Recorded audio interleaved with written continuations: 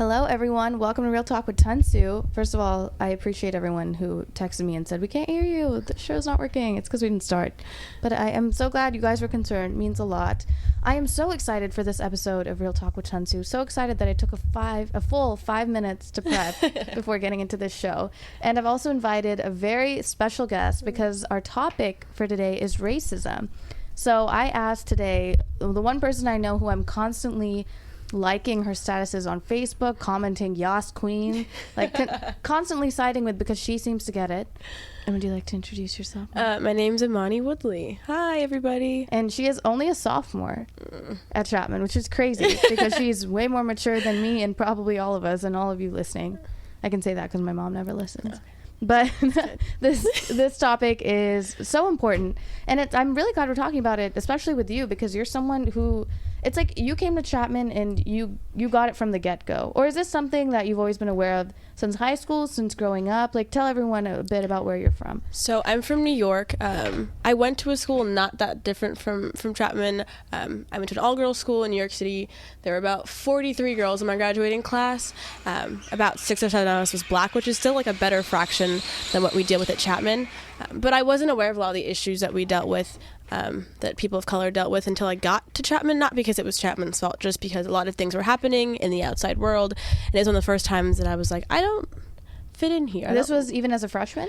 Yeah, within like my first like month here. I was wow, okay. So tell me, what stood out to you in that first month is like, okay, these people are not really getting it. Yeah, well, one, Chapman is like 1.6% black. Correct. Which is out of, I think there's about 6,000 kids at Chapman. So out of that, that's like 110 people. Yeah. And even then, I don't even see those 110 people. I don't. That sounds like bullshit. I think they made that up too.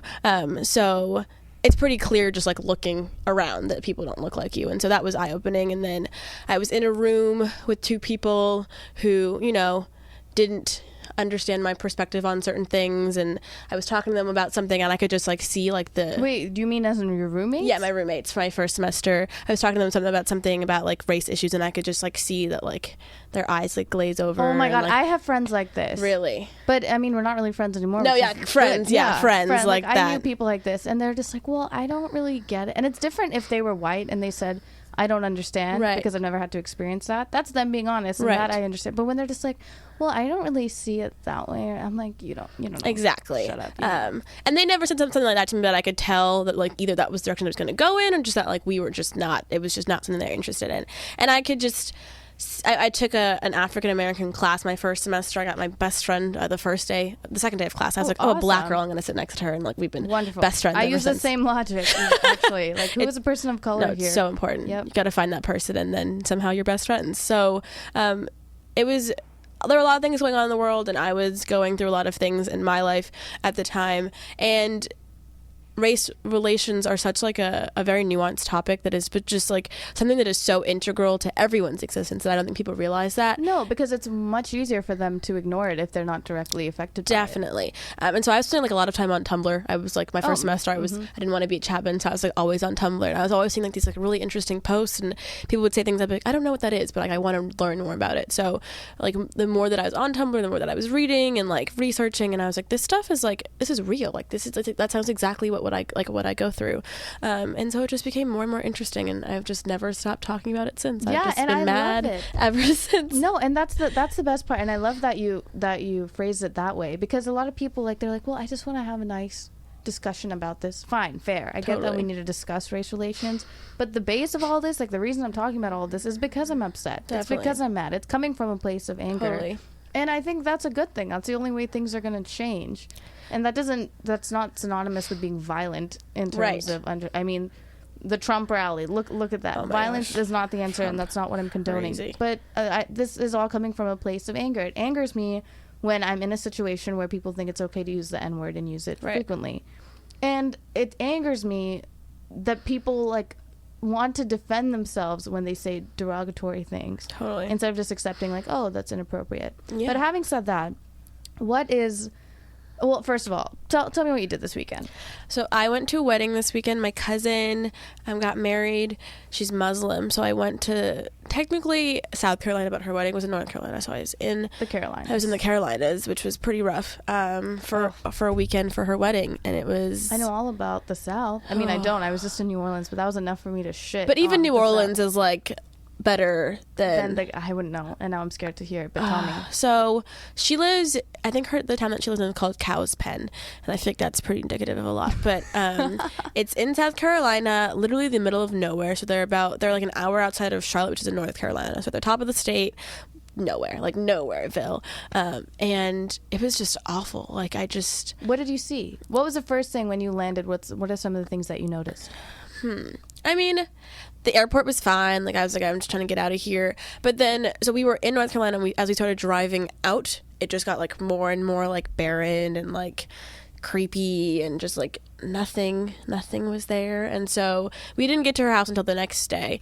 But just like open land, which is beautiful, like awesome, like good, like conservation. But did that make you feel a little more on edge? Even? Totally. Okay. Totally. And then what are the colors that you're seeing in terms of people? So no, I don't think I saw any black people like when we were in her town. So mostly just At surrounded, all? no, like none. I don't think I saw a single black person like within her own town. And as we drove out, all I saw was like "Make America Great Again" signs, and I was like, "This is bad." Unreal, really? Like just like 4 or 5 like yards in a row, like the same exact sign. And it was just like, I know that people support Trump, but I don't ever see someone openly support Trump here at Chapman. I haven't. Yeah. No, good, thank God. So seeing it in real life was just, I was like, I am so glad that I don't live here. I told her that. I was like, I don't know how you survive. Is she black? She's African American Muslim, so she is black, but she wears her hijab, and everyone in her family wears a hijab. All the women, obviously. So when I first got there, I had an anarkali, which is like a dress that you would wear for an event. So I had this wedding dress that I had to get tailored. And we went to a tailor with this dress, and her friend were there, so they were both wearing their hijabs, and I wasn't obviously wearing a hijab. But wait, pause. When you're walking around with them and they're all wearing their hijabs, did you notice people staring? Right, totally. So we get to this place with this dress, which is like very like quote unquote ethnic, right? Yeah. So we get I saw it. You brought it to class. Right. Very beautiful Thank garment. you. I was so excited to wear it. But so we bring it to the tailor, and she's like, "Oh, I can't do this." I'm like, "Okay, why can't you do it?" And she's like, "Well, you see how this fabric is? I can't do it." And she can, but like she won't do it. And I'm like, okay, well, why can't you do it? And she like won't tell us why she can't do it, and she won't look at my cousin or the person behind her. As in, won't make eye contact. Won't even like look at them. Like won't even like. That is unbelievable. And like when she's talking to me, won't make eye contact, but like she won't even look at them. And she's like, "Oh, I just can't do it." And I'm like, and I consider myself to be a pretty aggressive person, but I knew this weekend that I was going to like contain all my anger, and I was like, but why can't you do it? And she was like, and I was like, okay, we're leaving, like let's go. And so that is amazing. It was crazy, and there were people who were very friendly. Like there were, like, I wouldn't say that like every person that we met was like rude or whatever. But there were times, and not just white people, like when we were walking around, like there'd be like black people like staring at her and her friend and their hijab, and I'd be like, "Are you okay?" So then it's more of like a Muslim thing than just even definitely a a Muslim thing. But I wouldn't say that I got any like kind of bad vibes from people while I was there. No, not at all. That's but so good. Being around them made me angry because I don't like being around people who were treated badly, and that's a good way to live. And definitely like just seeing that like people were very judgmental, or like my cousin has like lived in this country her entire life. Like she's an American, like her like both of her parents are like African American, so their families have been here since like they arrived on a slave boat. Oh no, but she's wearing a hijab. So she's wearing a hijab, and so people don't realize that like being Muslim isn't a race, so like it's not like one singular like background. So they see her and they like make this face at her, and I'm like, okay, I know that you for some reason think Muslim is the same word as terrorist, but like it's not. And stop glaring at her, like making like these like uncomfortable faces, and like it was just awful. Did she ever share with you anything like, oh yeah, I get this all the time, or is it something you even bought? I mean, it's a weird time to bring it up when she's getting married, right? But like, did she happen to mention I it? did speak to her, so because I was with her all her bridesmaids, and so all of us talked about stuff like that, which is really cool because they were just talking about, I don't even know how we got there. Yeah, and so one of them was saying that that she worked somewhere and there was a guy who came in one day and he's like, I'm so sorry, I know that you probably deal with like a lot of shit from people, and she was like, thank you, or like that she'll go places and people will just stare at her, just like look at her for a really long time, or like one of them, so the same person is a cashier, and one person refused to get on her line, and he like went to the manager, was like, open a new line. The manager was like, no, and he wouldn't get on her line because she was Muslim. Things like that and like, so I want to ask, do you see that kind of thing as outright here in California? no, never is outright in California. I have heard of instances where people have like Chapman students have said very Islamophobic things in totally. classroom settings. Know all about it. Totally, but I've never seen like outside of school or like somewhere someone doing actively something. Okay. No, but what else was there? Was some what other? Oh, my cousin's friend came from California, and she was saying that it's so hard to travel with her hijab like on a plane because they like pat her down and they like do all those things, and it's like uncomfortable, and people are making assumptions. Totally. And so she was saying that like it's not like she's not angry about it, but it is at a certain point, like how it's ostracizing, you know, because she's an American citizen, and like this is something I mean I totally relate to. It's gonna be in a weird way. I do not relate to her to the degree that you know, I don't experience it to the degree that she does. Like, thank God, and I feel for her. But there are certain things we're gonna just go in a different direction here. Something that I realized as being Indian is that, so I'm just gonna say people of color. We're not just talking racism, white, black. People of color. Is that people will still ask me, and this is only in America, will ask me where I'm from. And I know my friend Johanna is listening. We were just at breakfast 2 weeks ago in Newport Beach, lovely white Newport Beach. Beautiful restaurant, had decent food, whatever. We're sitting there, and I could like feel someone staring at me, like an older guy, at least in his 50s. And finally, he like approaches me, comes to the table, and he's like, I'm so sorry to interrupt, but I wanted to ask, like, where are you from? And she and I just stared at him, and I so badly wanted to say, oh, I'm from Redlands. It's like 45 minutes away. What did you say? I should have, but I said like, well, I did. I'm like, well, I'm like from around here, but like if you're talking about ethnically, like I'm my parents are Indian, but even they're not technically from India. Right. Like they grew up in Kuwait. You know, there's so many weird, but that's not what people want to hear. No. That's not what Americans want to hear. Not at all. They want to hear that, oh, you're from blank. Right. Whereas when I was studying abroad, I spent a semester in Prague. First of all, I've never been hit on more than when I was abroad. Oh, I've heard European men love women of color. Yes. Love it. But it's not, but I never felt like it was in a... fetishizing. Yeah. And it was never like, oh, it's because you're exotic. Right. Whereas here, I do hear that kind of thing all the time. They're like, oh, like he's into Indians. But it wasn't like that. There, everyone was the same. And it was equal. Not to say there's no racism in Europe, but they're way ahead of the game. It's much different, definitely. Totally different dynamic. And so at first, that was great for my ego, because here, I mean, I see this, and this is, I just reblogged Tanisha on Tumblr all the time, that when you're the only person of color in a group of white friends, when a cute guy approaches you, you have this thing in your head where you're like, oh, he's not coming for me. Right. Only because it's happened a million times to me. I'm like, oh, it's not for me. He'll go after my white friend. And you're beautiful, so like that's like Thank even you. more. Likewise. Okay, no. But like, absolutely likewise. But that kind of thing. And it's ingrained in you from a small age. When you're really young, color wasn't a thing, you know?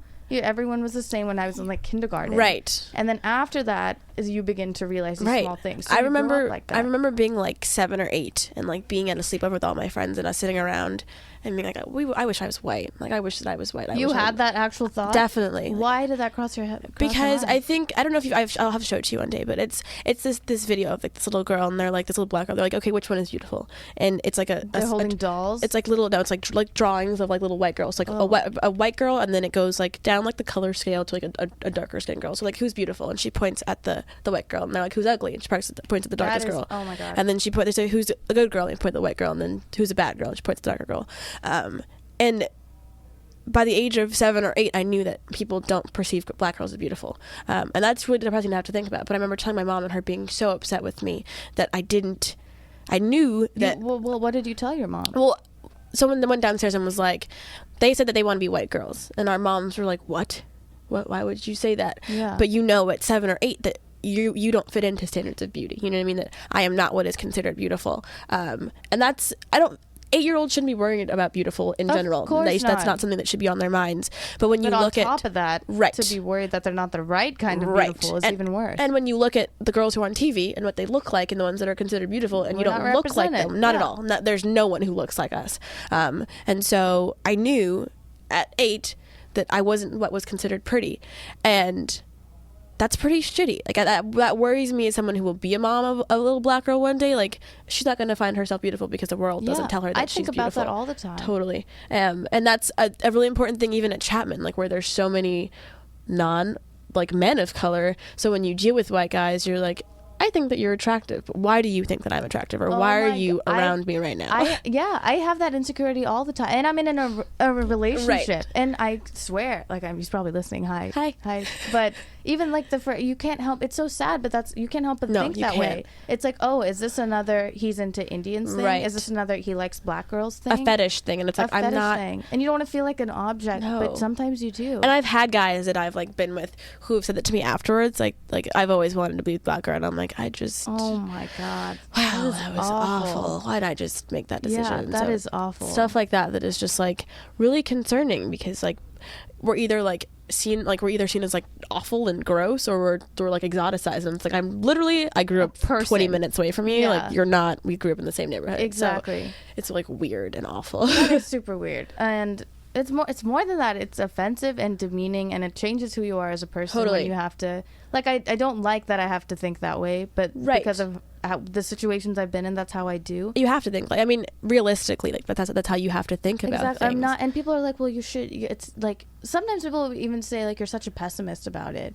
You should be more open-minded, and it's like that's not how great. It's not really a defense mechanism I'm putting up. It's just the way I think because of the situations I've been in. And I think they're always like, well, you don't have to think about it that way. Like, I love whatever world like you think that we live in. Like, I think that it's great that you think it should be like that. That you think that I'm just being pessimistic, but this is literally my reality as a person. And people like just don't understand that. I was with a few like black guy friends a few days ago, and like I'm a huge activist. I'm always on people's Facebooks being annoying, and one of them was not like, annoying. Rephrase. Okay. I'm always everywhere with my Facebook and being active. And this person was like, well, how can you be an activist and you like white guys? And I was like, wait, what? Like, who said this? It's some black guy that I know. He was like, well, you're always talking about Black Lives Matter, but then you like white guys. First of all, I love all men. I think every single like race, ethnicity is beautiful. Agreed.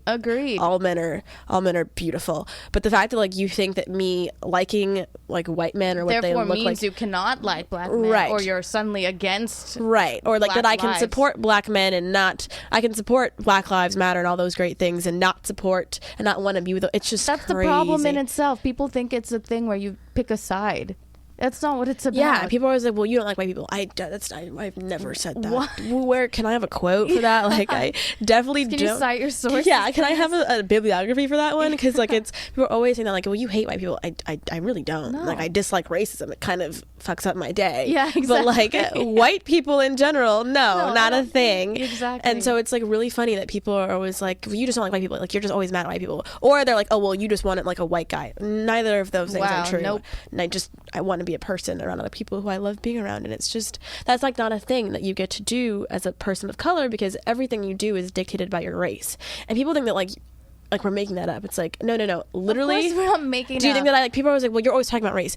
Do you think that I like racism? Like, it literally kills people. Yeah, like, you think it's something I enjoy. Oh, yeah, the race, I love it. Yeah, you love getting offended about racism. Like, really? Because I'm pretty mad right now. I don't like feeling like this. No, that's so true. I'm so glad you said that, because people are like, well, why do you get so worked up about it? Because you won't. Because you won't get worked up about it, and we go in the same stupid circle. So yeah, I would rather be the person who is considered over dramatic. Totally. And, oh, you're reading into this too much. Yeah, sorry. Yeah, maybe I am, but maybe that'll make a difference in the long run. And it's also not like it's like based in like theories, like actual theories that exist that have been like psychologists, sociologists, anthropologists, like they've like worked on these things for centuries. And I didn't pull it out of my ass. I didn't make this up. And clearly, if there's like millions of people with the exact same experiences, this isn't just like a thing that I'm like, oh, hey, Mani, like, let's be mad about racism today. Like, yeah. Really? Because I like to do other things too. Yeah, I have extracurriculars. Crazy. So I'm scrolling. Oh, and I just wanted to finish a thought. So what happened in America, the guy came up, said, where are you from? I had to say India. Right. Europe, every time they asked where I was from, and I said California, no one pushed past that. No one was like, okay, no, but... And they never know how to phrase it, so they're like, but where are your parents from? And I'm like, Kuwait. But Why are you brown, Tansu? Yeah, like, that's what the literally, question really is. Yes, exactly. I don't know, and I just thought that was it was such a relief. That's why being abroad is the best. And I've heard that from so many people, though. it's amazing. It's like liberating. I can finally be a person who's not defined just by my color. And it's not that. This is another thing I want to bring up. People think that I get offended so easily about race or about who I am as an Indian that they're scared to ask questions, and I don't want that to be the case. No, definitely. Like, they're scared to ask, like, what kind of food do you eat at home? And like, or like, do you wear the dot? That's one. They don't realize that's a religious thing. Right. Or do you all these weird questions. And I don't know a lot about India, which is embarrassing for me because I'm Indian. I should work on that. I know a lot about Kuwait because that's where you're from. But you also shouldn't be expected to know all about India because I should be a fact book. Right. I'm that's also not American. Right. Yeah, totally. Exactly. That's true. But I don't know. On all these questions, like, on one hand, I get angry when people ask, like, people who I wouldn't expect to ask questions like this. Like, some are perfectly fine if they ask, like, do you eat a lot of curry at home? No. My mom's not the best cook. And I eat a lot of, like, pasta that's gluten-free and, like, not a lot of exciting things because I grew up here and in England and there's not really a reason for me to eat curry. But that one's not so bad. But when they ask things like, why do you go to church? That's when it gets really weird. And so I'm like so happy to answer and be like, I go to church because I'm Christian, because not all Indians are Hindu. Right. I'm so glad that I can say that, and then now this person knows. It's cleared up. Yeah, and knows, and like, oh. But then again, like, there's somewhere I'm just like, like my friend, I haven't talked to him in a while, but he texted me out of the blue last week to say, what did he say? Are all Muslims from Egypt or something weird like that? And it made no sense, and I was like, what?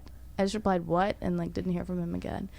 But what I'm trying to say is, like, I don't know how to make people understand that I want you to ask questions and be knowledgeable, but there's a certain level of ignorance where if you're going to ask me that, like, Google it first. Right. Do you ever get mistaken for being Muslim? Does that ever happen to you? No, I know a whole bunch of I have like different Indian friends who are like, I always get mistaken for being quote unquote Muslim, like really? whatever that Not means. Hindu? Why wouldn't they assume that? No, people who like assume like if they're like I guess it's not racially ambiguous, like looking or like Middle Eastern looking, they're like, oh, are you Muslim? And it's like, okay, well, that's not a. Do you look Christian? Yeah, like, do you look like agnostic? Like, what? Faith does not have like a look. They don't know what they're asking. Interesting though, because people like, I don't know, people like brown people are always like lumped into like this one big group sometimes. Course, yeah, so we're all the same: Pakistanis, Indian, Sri Lankan. Totally. As long as you're brown. I had a friend, Jay, Sri Lankan. He went to Chapman.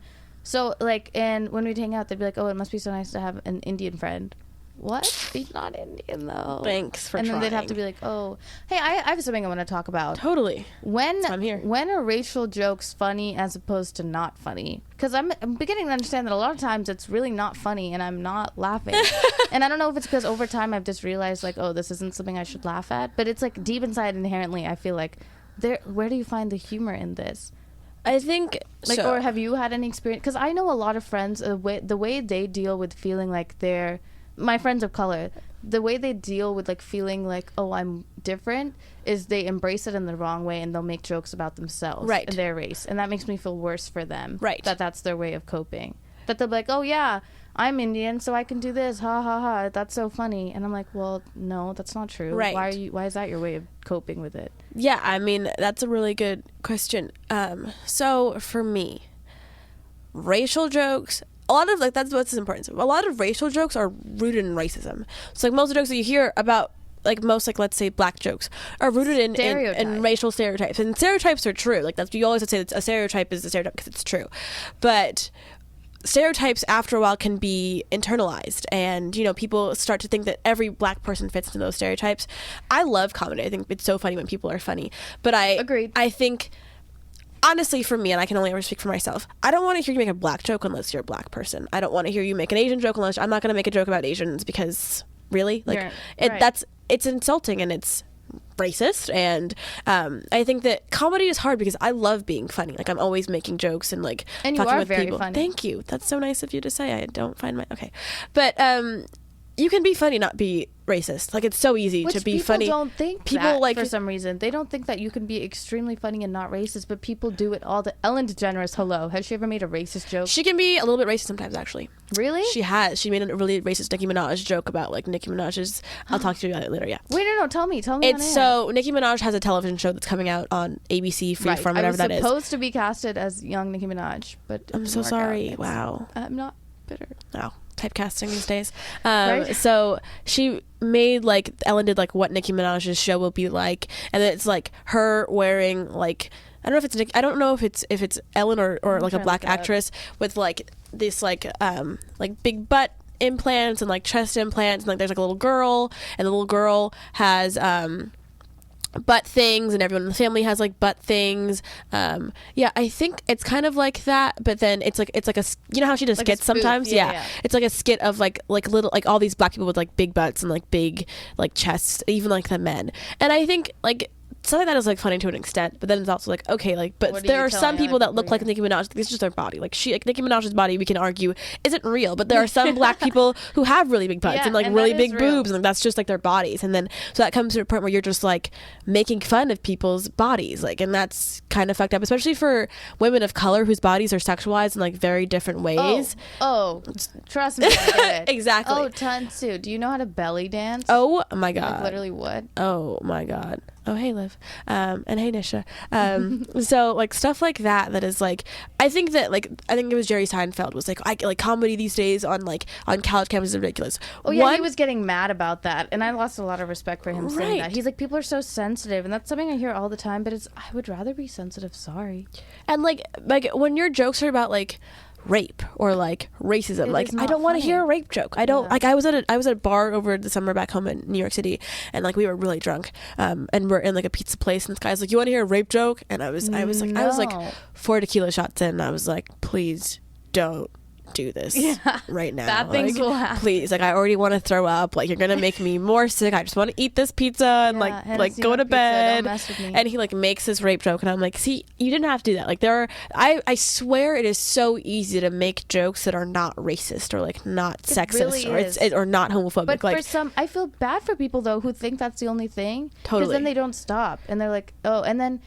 They get defensive too when they're like, well, you're just getting offended. It's like, it's just a joke. Okay, but jokes can be harmful, just like every other form of words. Yeah. Like, sentences are harmful whether or not you mean them to be funny or not. And I think people are always like, well, you're just offended. No, I'm an asshole too. I'm just not a racist asshole. Yeah. Like, you can be an asshole and not be racist. And I'm always making fun of people and making jokes. I just leave their race or their sex or out of it. Like, it's just so easy, and people are like, I don't see why you can't just get the joke. That speaks a lot to people's intelligence, I believe. Because humor, I firmly believe this, you have to be very intelligent to really get through to people and be really funny. Like, I don't know if you watch The Office. That a lot of people think it's really dumb slapstick humor, but if you read into it, it's so smart. It's so funny. It's so smart. And they're really funny because they're so smart about it. Or Arrested Development, like those jokes.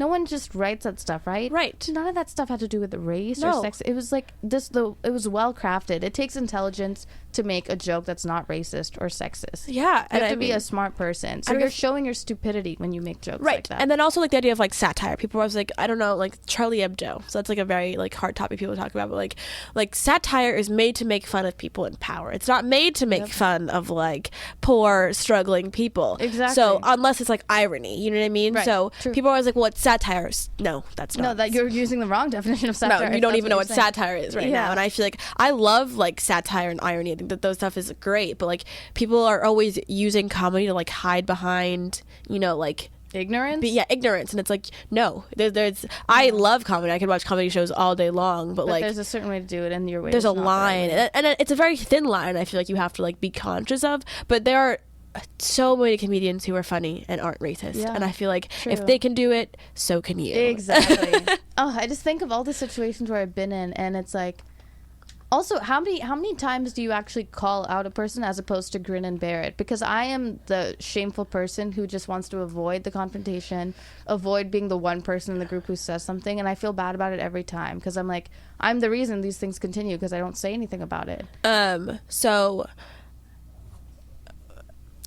for people that know me ahead of time, they, like, I've been around people who, like, won't talk around me. Like if they know because that they're so scared to they're say so something. scared to say something. But they're like, there was one time someone said something about, like, it was like a Muslim. They said them, like, it wasn't a joke, but it was something about like Muslim people.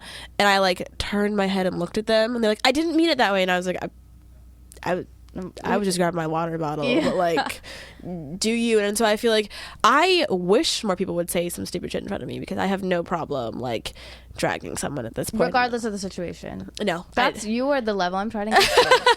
I mean, it's not even that I'm trying to save face. It's almost like I want to spare them the embarrassment of me kicking their ass verbally. Yeah, I mean, I think that there are some times that I'm just so caught off guard that I don't even like know what to say. Like there was one time, like right over there, I was talking to some girl, and she was talking about her radio show, and she was like, my dad want to listen. I was like, no, Dad, I say nigger too much in my freestyles. And I was like, it was a Friday night. I wanted to go out, have a good time.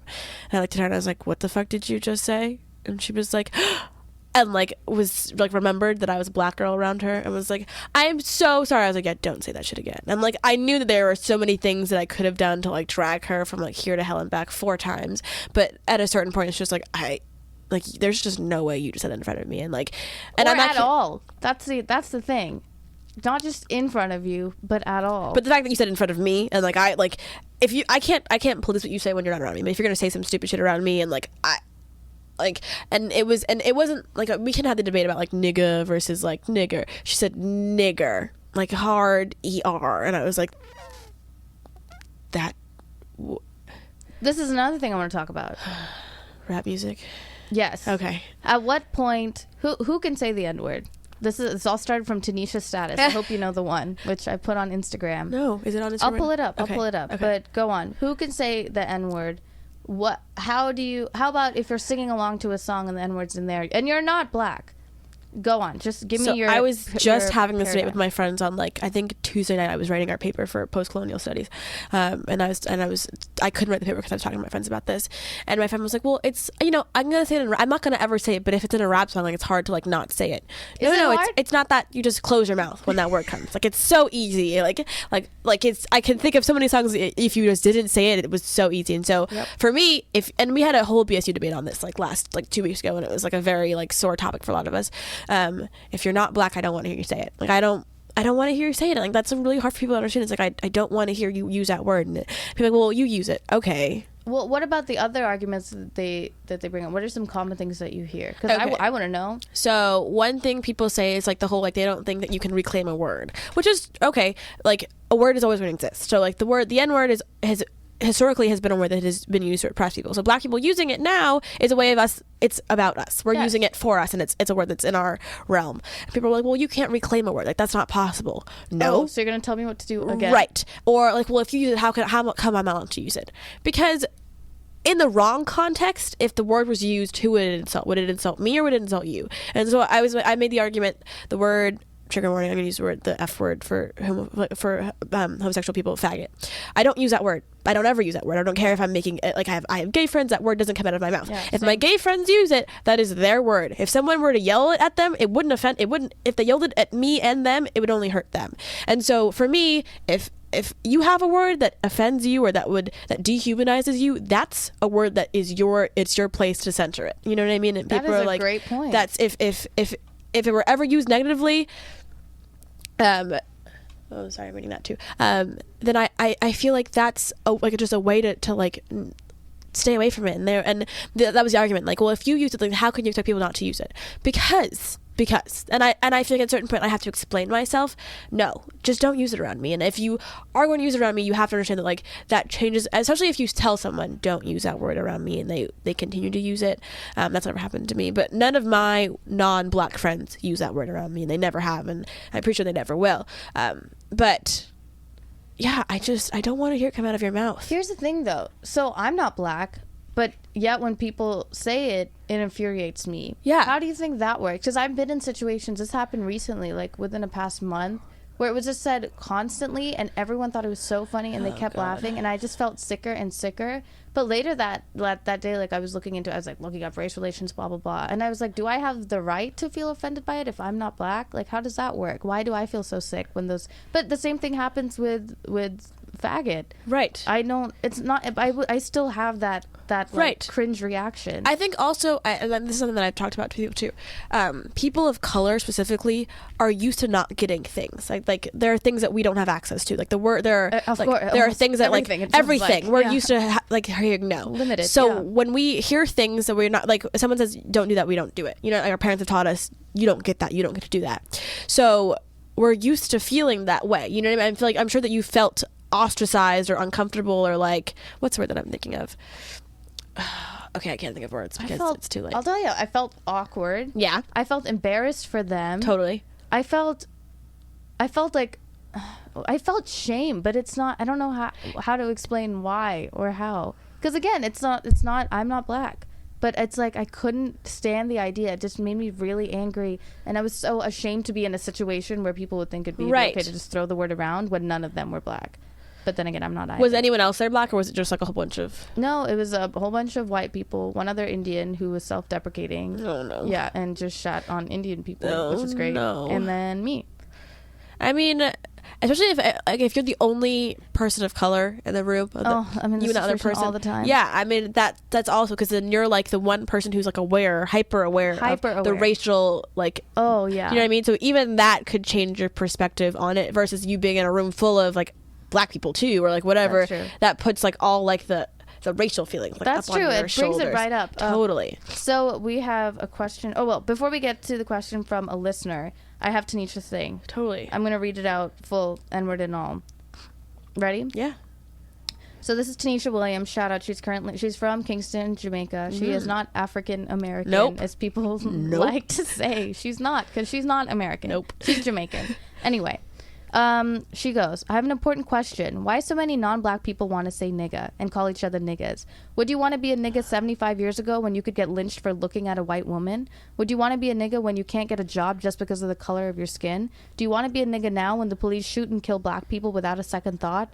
Are you an ally or an activist for the niggas that actually need your support? I didn't think so. You literally have one job. Don't say nigga. We posted that on Instagram. I think, and that's what we talked about with MSU. People like white people like love Kendrick Lamar. They're like Kendrick, like, and they'll always like be like talking about like, you know, To Pimp a Butterfly, and I'm like, do you listen to his music? Do you know what he's talking about? Like shitting on and they're the same people who are like, I don't see why color matters. Like, really? Because then that's my favorite thing. They're like, oh, my friend from New Orleans said that. He was like, I pointed out, it wasn't even an attack. I just pointed out. I'm like, you don't have any friends of color. All your friends are white. And he goes, well, Tansu. Well, here's the thing. I don't see color. Color doesn't matter. And all it just reminded me of Michael Scott going, I'm colorblind. But it just seems so stupid, you know? I'm like, where are you going? And there's like a thing that I posted once. It was like over the New Year's, like it was a picture. It's like a picture of like a whole bunch of like white kids like glaring at somebody, and it's like, if I like don't play Future, like if like I look for it, but it's like if you don't care about Black Lives Matter, I don't want to see you. Like people will bump to Future and Kendrick and like Kanye, and then all for Black Lives, gonna say all this shit, and then, and they love rappers, but then like when rappers are like literally talking about their existences as black men in this world, they're like, no, stop, I don't want to hear about this. Like, can you not? Like, or they just miss the point completely and sing along, right? Like, I get it. Yeah, they're not listening. Any of the words, they're just like they're like rapping the words, like saying nigga, and you're like, do you know why he just used that word? Like, are you You're the problem? There are so many, like, I know so many white guys like that who like love rap music, but then I'm like, do you know who makes rap? Do you know that they're black, right? Oh like, my god. Okay. Can I say something? Please. Shout out to my friend Maddie. She pointed this out to me today. She's like, I know someone who's extremely empowered by white rappers. Like, this person loves Eminem, loves any other white rapper, and she just thought it was so funny. That's really funny. I mean, we were both sitting in the car like, what? That's like, really funny. We're like, a white rap, and she was like, yeah, this person, like, it really empowers him. Empowers his whiteness, because like that's so suppressed nowadays in this world. So I really feel for him. Found an outlet. Yeah, it was really funny. But that's also like people are like, I'm like, okay, Eminem, G-Eazy, like, okay, Macklemore, they're all rappers. I never hear them use the N-word. They have a very successful careers and they've never used the N-word. If they can do it in like an industry where people are always saying the N-word and they never use it, I'm sure you just try. You could do it. Just right? hold your like mouth for that one song. It's not so hard. Okay, question from a listener. This is from Ava. She says, please, a quick guide for us idiot allies. When do we step up and step back with regards to race? I know I should use my privilege to shut up racist idiots. Ava is white. Hi, Ava. I know I should use my privilege to shut up racist idiots and step back and let the leaders of color do their thing. But any other times you wish your white friends would shut up / speak up? That is a fantastic question. It's a great question. For the record. Allies is a really important thing. And I think that people, and for all oppressed groups, people always use their ally is a weird thing, and people always like, I'm an ally. Okay, what does that mean? You don't give yourself that title. You gotta have an ally. So you. Also, I'm so sorry. I keep looking at you laughing because I just keep thinking of you going, "Why people love Kendrick?" I'm sorry. That is so funny. That is so true. It's so true, right? But go on. I didn't mean to interrupt. Sorry. I just can't even look at you right now. We're listening alpha. So, anyways, so for me. And I have a lot of really great white friends, but none of me too. I have great white friends. They're all very aware of what's going on. Obviously, wow, that was really nice. And so for me, all of my white friends are super aware of things, and so I'll give you an example. I know. Oh, don't text me. I don't want to text. That just happened to me. Yeah. Let me see. Let me formulate this the right way because I'm trying to think. Okay, so I have a white friend who lives in Baltimore. She goes to school at Goucher, which is right outside of. Wow, she's very smart. Yes. So she was there when they had the riots back last I think it was last spring or I don't remember because everything happens all the time. So she was like, okay, do you think I should go? Like, do you think I should go to the rallies? I want to be there. I want to be a part of it. Like, blah, blah, blah. Then I was like, okay, so I respect you wanting to be there. I think that's cool that you want to go and be involved. One, we have to realize that you, as a person, like a white person, get to walk in there and you're not going to be targeted. You get to be there and be safe and be okay. But still get the good parts of being at this rally, which is, I did my right. thing. You had to be part of it. I was there and I was blah, blah, paid blah. my dues. Right, exactly. And two, like, you also have to be aware that, like, when you step into a situation like that, you are seen as an enemy. At that moment, when black people have riots, sometimes, like, or rebelling against white supremacy. So for you, as my white friend, I'm telling you, you need to take care of yourself as well, because there will be times where you're in a situation where people you don't act on instinct. Right. They assume that you're there. And for the wrong there are reasons. plenty of protesters who are there who aren't like targeting white people, but there are also people there who are just angry and will take out their anger on anybody. And so stuff like that, I was like, I get that you want to be part of it, but maybe just sit at home and watch. Like, this is really.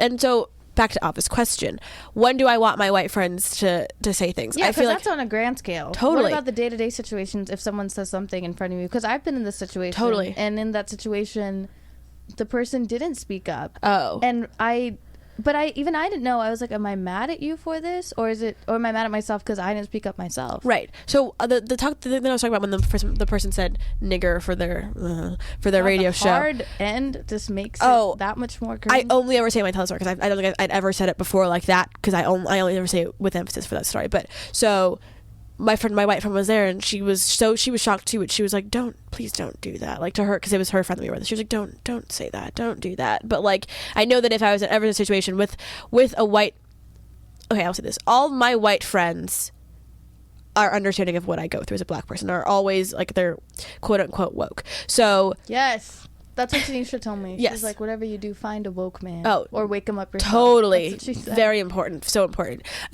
But if I know that if I was ever in a situation with a friend, and I don't think I've ever been in like a really bad one yet, but I, like, let's say like on Facebook or something, if I'm in a situation where I'm arguing with someone like on a racist post or like something that I'm like, this is fucked up, I always have one white friend being like, hey, other white person, shut up, like, what are you talking about? And I think that's what allies are for, is because because it's almost like allies, when they're white, think they're speaking on behalf of their entire race, or lack thereof. Right. And so like, the reason we need allies is because people think that like black people are crazy, like we're making up racism, like we're like, oh, any racism, people of color. They right? think any argument we have to make is bullshit. Yeah, so that's why we need allies to speak up for us. But I think sometimes allies do this thing where they like take over, and they're like, well, I'm an ally, and then they like talk about it, and you're like, okay, you don't get to talk about racism that you don't experience. Yeah. I don't talk as that's what we said in the beginning of the show, and the people who will readily admit that, I have a lot of respect for it. They're like, well, no, I don't understand that firsthand because I've never had to go through it. And until someone can be like, oh, I don't know what you go through. I'm not going to use an ally because there are people who like victimize themselves. They're like, or even I hate white people who are like, oh, I hate white people, and I'm like, but you're white. Okay, I would never say I hate Indian people. Right. I mean, that would be like internalized racism at that point. But also just the idea that like you be like, I hate white people is like one, you're being apologetic. I don't need you. I'm not asking you to hate white people. I don't need you to hate them. Right. That's not you being like, oh, I hate them too. The end to racism isn't none of us that doesn't further help. divide. Right. And then two, like you're also still white. Like I know that you're mad with me, but you still benefit from my you still oppression. have the privilege. Right. So I think that like I'm just really, I love my white friends, but there are some things that they say that I'm like, no, but like listen. And so for me, Ava, sorry, Ava, I'm sorry. I think that the most important thing you can always do, and you said this in your post, like, is just amplifying what people of color have to say. And I feel like people of color, most of us, understand what we go through. So I think that the most important thing as an ally is always being like, here, listen to what this black person said. Listen to what this Indian person said. Yeah, like just point them in the right direction. And sometimes just, I think that speaking up when you hear things like that is super important. I agree. Super important. Like in real life, when you hear someone be like, do you know that was pretty fucked up and racist, right? And I think that it's enough to just say that much, or be like, hey, not cool, right, not funny, yeah, or don't fake react and be like, ha ha, when it makes everyone uncomfortable. Right. I think that don't pussy out. Yeah, and also I think that another thing is just being supportive of your friends of color. I think that that's something that I appreciate. Like white friends who are like, hey, are you, like, you seemed upset at this last post, or like, are you okay? Like, I know this has just happened. I know that you take things like this very personally. Being supportive, because honestly, like, I'm exhausted when it comes to race issues. I'm like really tired. Because sometimes you're the only advocate. You're the only person and feels like on your own team about this. Right. And I mean, there are tons of great people here at Chapman, and I have like all my friends I could talk all this stuff about. But like, it's just exhausting after a while, and like it's just like I'm tired. Like I emotionally get. We had our meeting 2 weeks ago. We had the N-word, and like one of my friends had to walk out. The other one was crying. Like I was on the verge of tears. Like it is like a very, people don't understand. Like it's not something that, like I like to get mad about. It's honestly like a very like psychologically fucked up thing. Sorry, I got allergies, but I was way. No, you're good. But yeah, just supporting people and amplifying their voices, and always like doing your best to educate yourself. I think that's like really important always. There's like, a significant lack of educate. People quick to Google, how do I get the stain off my pants? Right. But not simple things like, hey, what is this protest about? Right. Hey, why is Trump saying these offensive statements? Right. What is happening at these rallies? And also a lot of this isn't covered by the media. People need totally to know. Very true. But and then also like what you said, like Google it. Like there was a point where we were talking about something BSU once, and I was like, I'm sick of being your dictionary. Look it up. Yeah. I don't want to like. There are things. It's not so hard. I love answering questions. Like to a certain point, like I'm not like Encyclopedia Monica. Like I have other things to do and answer your questions all day. And I think that people like really like get that fucked up, that like people of color are not here to like educate you. Like, and that was something that, please educate yourself. Yeah, and I think that Rose or someone posted that on Facebook the other day, that they were saying that like students of color have like a whole, not just students of color, like minority students, they have to like, so we're here to learn, but then we're also like here like educate other people, like, hey, don't do this thing, or hey, say this thing. It's like, why do I have to hold your hand? Right. And it's like, that's not my job. I don't get paid for this. If you're gonna pay me for it, then I'll do it, because I need an extra paycheck. But this is my time. But yeah, I'm still a student too, and like that can get really tiring and exhausting, and I know. I feel so. I'm sure we're both tired now. It's almost already the end of the show, which is amazing. That felt like 2 minutes. We didn't even have any music. I know, but we're gonna end on a good one. I like it. I see it already. Kendrick said all the oh white people. My god, that's literally always them. I'm so Kendrick. tired. Or like Chance, I love Chance, and I'm like, honestly, if you don't get the fuck out of my face right now, please. Oh my god, I'm done. Okay, there's some things you put on Facebook. Facebook, would you say, is your primary hub for all this stuff? Or totally. Do you put more on Tumblr? Do I not follow you on Tumblr? You don't. That's a waste of my time. I'm a lot more. I'm like, I just reblog a lot of. I reblog all of Tanisha's things. It's just reblog. And then I feel stupid because I don't reblog a lot of Indian stuff. So I'm like, people are probably assuming I'm black, and then it's fucked up when I'm the only one. I don't know. You're good. You're good. This stuff. But yeah, Facebook is mainly where I live on Facebook. I think I wake up to like 1,000 notifications every morning. I'm like, worth it. What do I even what write today? Okay, I want you to read this one out loud. This is something you reposted. Okay. That I'm just gonna snap to. Okay. Go for it. So it's a Twitter screenshot, and it says, "Stop fetishizing Latin women's anger, then do the same breath to humanize Black women for theirs."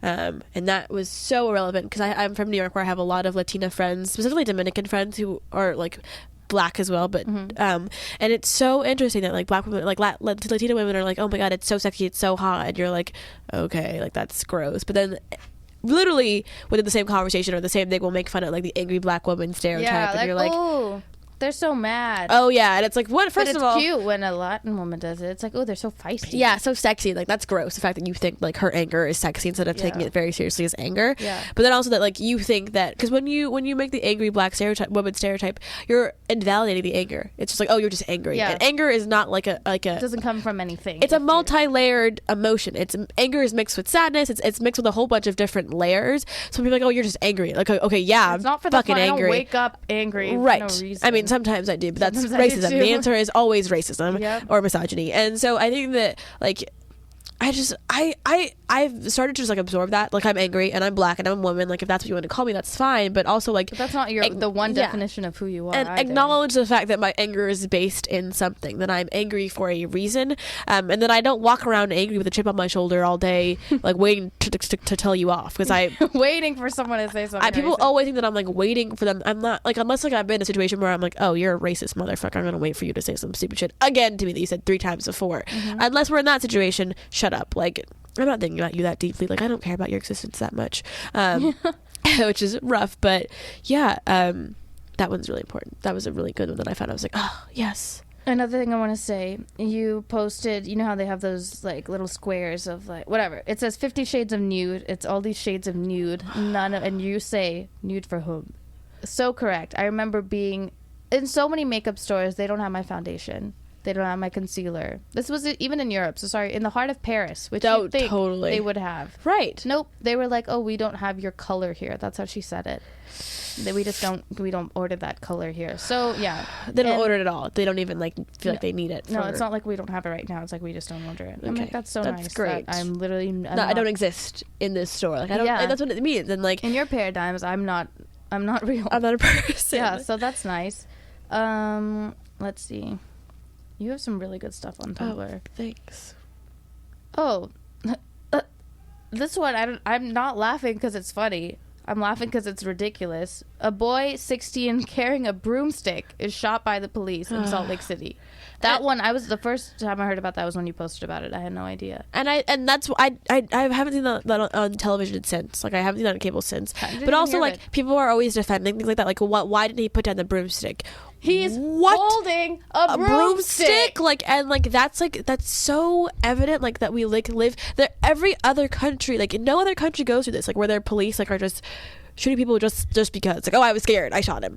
You clearly need to be working somewhere else if you just get scared and shoot people because you don't need a gun, first of all, and 2, you clearly don't have the heart to be a cop because you're gonna be in some scary situations and it's like, oh, I shot him, he scared me, I shot him. Like, okay, well that's a problem. If How scared can you get? How scared? And like a 12-year-old kid, like you're scared of like a little kid with a broomstick. What the fuck was he gonna do with the broom? He's gonna throw it at you and it was gonna like bruise your arm. Yeah, and so like things like that. People are like, well, like the police are scared for their lives. You need to get out of your line of work clearly because you're not in the right profession if you're that afraid of a little kid with a broomstick. I'm not afraid of a little kid. I don't have a gun. I have no training in anything. And I'm not. I'd be like, hey, you little shit, put down the broomstick, or hey, kid, stop, shoot him. You shot him. Like that was your only option. Like a full-grown adult could have just picked the kid up and taken the broomstick from him. Like, Sure. 2 more things. How do you feel about people who shy away from their blackness? Raven. Oh God. Stacey Dash. We have like honestly 2 minutes to talk about it. I'm so curious on your opinion. So that's one, it's internalized racism, but they also call it have you ever seen the show The Boondocks? If not, you should watch it. The Boondocks. Oh my God, I saw an episode of that. You should watch it. You should watch it on Netflix. But it's really funny. It's like, it was intense from what I recall. It's really good. But so there's a character on the show called Uncle Ruckus, and Uncle Ruckus is this black guy who is convinced that he is reverse vitiligo. So he's born white, but then he became black, and so he's like this really racist black guy. He's always talking like coons and calling black people names, like sucking up to white people, and like that's what we call Stacey Dash and Raven Simone. They're just Uncle Ruckuses, and it's like you have no reason to think that like, and that's what we're talking about that BSU night, BSU 10 o'clock, AFT 06C. We're talking about respectability politics. Just because you talk really nicely, or you're like, oh, stop black people, like let's be nice to white people, like you're not. We didn't elect you to speak on right. our behalf. First of all, shut the fuck up. Like I don't know why Fox News thinks Stacey Dash is a good good source for blackness. But two, like, why do you think, yes, you can. Yes, Ava, you can. But like, why do you think that, like, no black person can ever speak for all black people, point blank period. Like, we just can't do it. But the fact that, like, we have black people on television who are saying these things that are just so retro active for the black community. It's setting you back. Definitely, because you have these very famous prominent black people on television, like if we just acted the right way, like why is your name Sharkeisha, like blah blah blah, like shut up, like that doesn't have to do with anything. Like that having the wrong name or wearing the wrong clothes is not further or take away or add to your impression, point blank period. And so people like that drive me crazy, because it's like, I want you to get it too. I want you to be a black princess with me. Why aren't we on the same page? But I also don't want to claim you anymore. Like, I think that we've traded Raven Simone in the racial draft for sure by now. Okay, here we go. That is the end of Real Talk. This has been probably one of the best shows I've ever had. Thank you. You were an amazing guest. Thank you. So you have a lot of endearing fans based on the messages we've gotten. Wow. I'd love for you to come back. Of course. This conversation is far from come done. back. But we're gonna end with a song for all the white people. Thank you so much for being on the show. Oh my God, I love you, Kendrick. Thanks everyone for tuning in. I'll see you next week, same time. Go to BSU, 10 p.m. and AFT 206. See. I'm not a radio DJ or anything. No. I got a bone to pick. I don't want you monkey mouth.